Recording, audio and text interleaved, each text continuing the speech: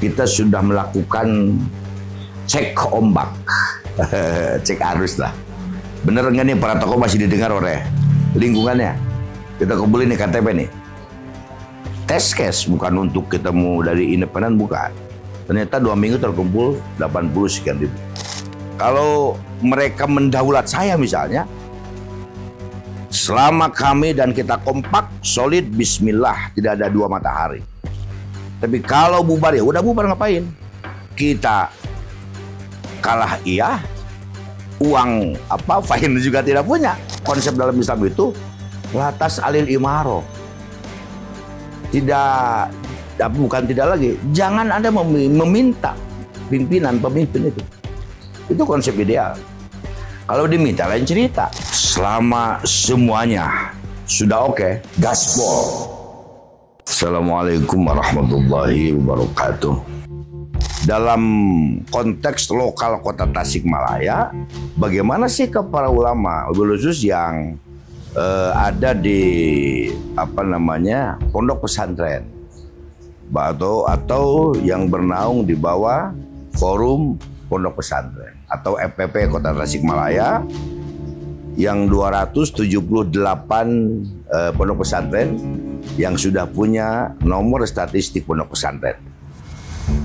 Perlu kami sampaikan bahwa 2 tahun yang lalu kurang lebih, para sepuh ini yang punya pesantren, lintas ormas, lintas lembaga, berkumpul lah, mempunyai inisiatif dengan satu hashtag Tasikmalaya dulu, kini, dan esok. Dibedah, kemudian juga didiskusikan, kemudian juga itu cukup alot. Menjelang hajat politik ini, kontestasi pilkada atau istilah kami ini ijtihad siasi, para tokoh agama apakah akan menjadi subjek, akan menjadi objek, atau menjadi sebatas pelengkap penderita misalnya. Itu kan pertanyaannya. Nah, itu dibahas. Di kota Tasikmalaya ini ada persoalan-persoalan yang sangat fundamental yang mesti kita selesaikan, dan itu hanya bisa dengan power yang powerful gitu. Kalau bahasa saya, tidak bisa dengan pendekatan parsial. Harus bersama, komprehensif, simultan, atau harus berjamaah. Sehingga hashtagnya hayu berjamaah. Nggak bisa kita dari mulai kemiskinan. Walau sudah ada peningkatan ya, kita tahu dari sebelumnya kita juara terakhir nih. Dari 27 kabupaten kota, kita kota termiskin sejauh barat. Sekarang jadi ke-24. Dari 12,75 jadi 11,53. Tapi di sisi lain, bagaimana pembangunan infrastruktur fisik ya di Kota Tasik semakin hari juga tidak pernah berhenti. Hotel berbintang misalnya, senantiasa kita bisa lihat lah, itu tidak pernah berhenti. Termasuk beberapa tempat-tempat yang lain, restoran, kafe, toko, dan lain-lain. Nah, terlepas dari debatable apakah ini ada tumpang tindih data antara BPS misalnya dengan data DTKS yang ada di Dinas Sosial atau dengan data-data yang lain, ini juga mesti diselesaikan, dicari solusi. Harus ada kesungguhan, ada komitmen, dan ada keseriusan. Nah, ini hanya bisa dilakukan oleh seorang leader dengan gaya yang strong leader, nggak bisa yang low leader. Tapi juga yang bersangkutan, siapapun leader kota ini mesti menjadi contoh, uswah, bukan bagian dari masalah. Kita melihat ada aspirasi, insya Allah, suci para kiai, para tokoh religi ini, bagaimana di momentum kontestasi pilkada kota ini bagian dari teamwork konser di kota Tasikmalaya. Itu yang ini. Seperti apa pemetaannya? Harapan kami bahwa ada formula yang disebut segitiga emas. Bagaimana kolaborasi positif antara ulama, umaro, dan agnia. Jangan pernah tanya kepada tokoh agama bicara funding misalnya, karena memang hariannya bukan itu yang digarap, yang dibahas, bukan. Tapi potensi-potensi itu memang kita melihat kalau kita berjamaah, semua elemen bersatu padu, kerja sama-sama kerja, kemudian dalam harmonisasi yang indah, tidak ada yang tidak mungkin terjadi. Itu. Hal lain adalah bahwa masyarakat itu masih hangat kemarin dengan dibombardir dengan bantuan yang namanya aneka bantuan ya. Baik itu dengan di program yang resmi, BLT, BPNT, ada program PKH di pemerintah. Kalau bahasa saya dibombardir dengan sembako dan gerakan amplopisasi. Itu juga cukup signifikan. Nah, terlepas niatnya sedekah atau apa, yang jelas sebagai tokoh dan warga masyarakat kota mesti melek itu. Sehingga formula tadi ulama umaro agnia tadi ini mesti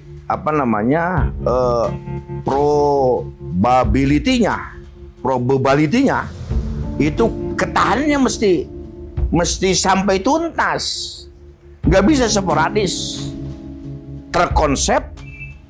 Kemudian juga kalau bahasa hari ini harus sistematis, kemudian terstruktur dan masif itu. Kalau tidak, kita tahu kota kita ini sudah bukan lagi fenomena, tapi aneka problema yang kita hadapi bersama. Kemiskinan, pengangguran, kan itu. Penyakit-penyakit sosial, kita tahu lah. Prostitusi, judi online. Nah, ini hanya akan bisa diperbaiki ketika punya seorang leader yang memang strong leader, kemampuannya di atas rata-rata, tapi juga modal tadi dalam bingkai ulama, umaro, agnia. Saya kira itu kan.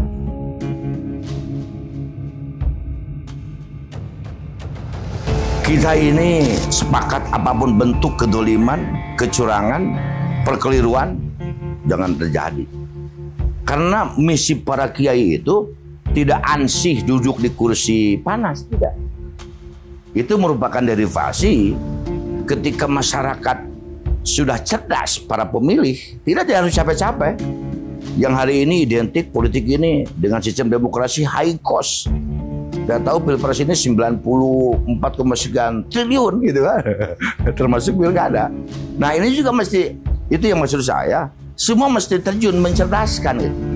Jadi masyarakat sudah terbiasa, sehingga ketika itu masyarakat sudah mulai melek, maka tahapan kampanye dan lain, nah biasa-biasa aja kan. Bukan tahapannya semakin mengedukasi gitu. Tidak dengan tidak dengan bagi-bagi sembako, bagi-bagi duit, amplop. Termasuk kaitan bagaimana keindahan, ketertiban, kenyamanan tetap tertata, tetap terjaga. Dari mulai zonasi, kan kita tahu ada zonasi pemasangan alat kampanye APK. Tapi faktanya kan juga terkadang dipaku di pohon, itu yang paling tidak boleh. Nah itu maksud saya, sejak tahapan awal kita mesti mengedukasi umat itu saya.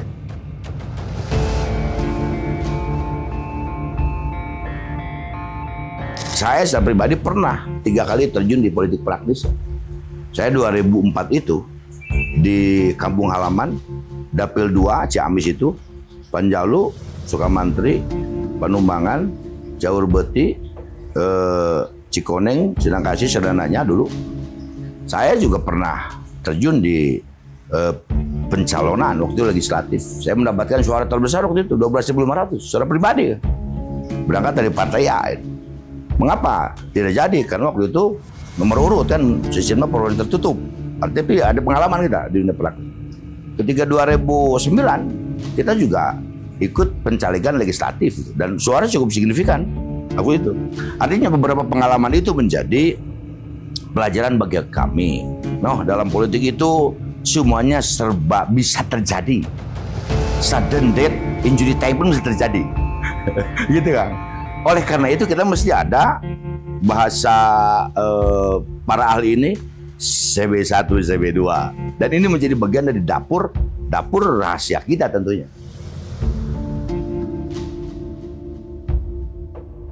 Banyak atau ada pendapat yang tentu juga ini menjadi tugas kami. Misalnya para tokoh agama jangan terjun ke politik praktis. Justru kalau kita konsepnya lain. Kalau yang terjadi sekarang politik itu tanda kutip kotor, siapa yang akan membersihkannya? Jadi kejahatan itu semakin merajalela bukan karena kepiawaian para penjahat berulah, tapi karena diamnya orang-orang benar. Gitu ya. Nah, bagi kami itu bukan tujuan, bukan, tapi bagi kami itu merupakan alat dan perantara jembatan. Untuk apa?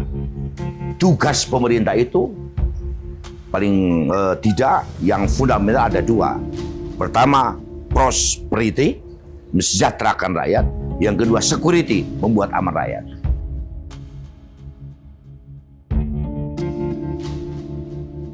Alhamdulillah bahwa Forum Pondok Pesantren itu sudah melakukan tahapan-tahapan. Pertama, kita sudah melakukan cek ombak, cek arus lah. Bener nggak nih para tokoh masih didengar oleh lingkungannya? Kita kumpulin nih KTP nih. Test case bukan untuk kita mau dari independen, bukan. Ternyata 2 minggu terkumpul 80 sekian ribu. Nah, yang kedua, satu waktu juga itu diperlukan. Bener nih, klaim, narasi, obrolan bahwa pesantren mendukung. Benar nggak, mana buktinya? Kan ya, dengan kita mesti negara hukum nih, mesti tertulis nih. Kop surat resmi, cap tanda tangan resmi 10.000. Itu sudah juga bisa dilakukan.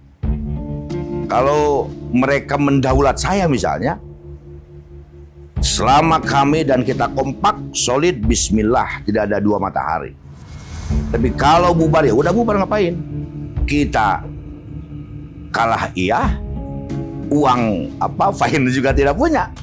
Tapi insya Allah sampai hari ini soliditas, kekompakan menjadi hal yang itu merupakan trademark pesantren yang ada di kota Tasikmalaya.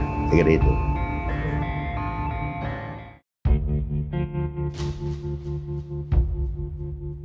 Selama semuanya sudah oke, gaspol. Karena kalau bahasa kawan kita itu, pilkada ini justru dalam dalam tataran praktis harus yang dari sisi popularitas mumpuni, elektabilitas juga mumpuni, kapabilitas mumpuni, kemudian kesukaan juga mumpuni. Ini juga yang tidak kalah penting ini, isi tasnya juga mesti mumpuni. Saya kira itu kan. Jadi kita ketika dikatakan iya, siap tidak, itu tadi beberapa elemen tadi kita juga harus deal. Karena kita mau hajat besar ini. Kalau sudah kelihatan beberapa persiapan real tadi ya, aduh. Dan itu pun kan ada beberapa yang mesti dihiddenkan. Kalau bahasa kita di para sesepuh itu, siapa yang bagian di front shift, di garis terdepan? siapa yang bagian di middle shift di garis tengah, siapa yang bagian di back shift. Back shift ini pada kayak sepuh nih bagian doaan ya, yang sudah di atas 60-70 tahun, yang doanya yakin dikabul Allah. Nah kami ini di bagian front shift lah. Saya kira itu Kang, enjoy saja, kita tunggu tanggal mainnya saja lah.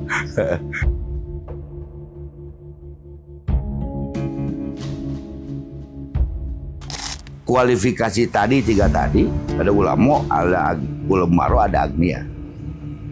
Termasuk juga yang tidak kalah penting, kita harus punya koneksi, ada sambungan, ada kabel yang itu tersambung ke pusat arus besar. Pusat arus besar. Misalnya kalau PLN ke gudang PLN atau ke pembangkit utamanya, itu yang menjadi mengapa sekarang semua sangat dan super hati-hati, termasuk juga beberapa partai yang sudah memenuhi persyaratan untuk mengusung satu paket, misalnya ada kan di Kota Tasik yang tidak harus koalisi, misalnya ada itu 45 kursi kali 20%, itu ketika kursi partai AD DPRD 9 sudah bisa itu. Di kita ada yang lebih, apalagi lebih misalnya. Jadi gitulah, tentu ada rencana, ada cita-cita, itu menjadi hal biasa dalam kehidupan manusia. Tapi juga ingat, semuanya juga pada akhirnya nanti, pada saatnya nanti, itu ada kekuatan di balik kekuatan, ada what the fact behind the fact.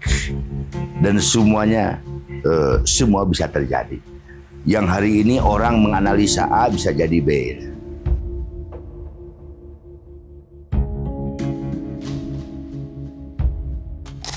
Madhabnya rata-rata kita lihat hasil survei. Jadi madhabnya madhab survei.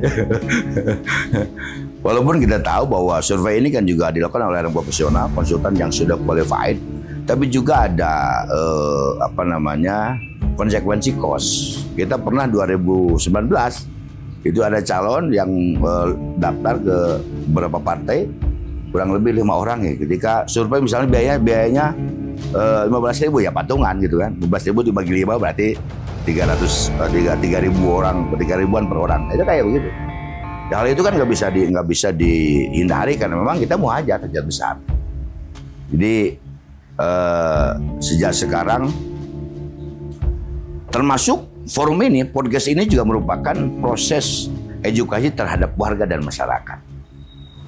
Dan yang jelas sampai hari ini Forum Pondok Pesantren di bawah komando Kiai Nono Hanafi yang hari ini beliau lagi sakit, doanya semoga sembuh, beliau dirawat di DMC. Soliditas kekompakan menjadi nomor wahid. Kalau tidak ya ngapain juga itu. Saya kira itu kan.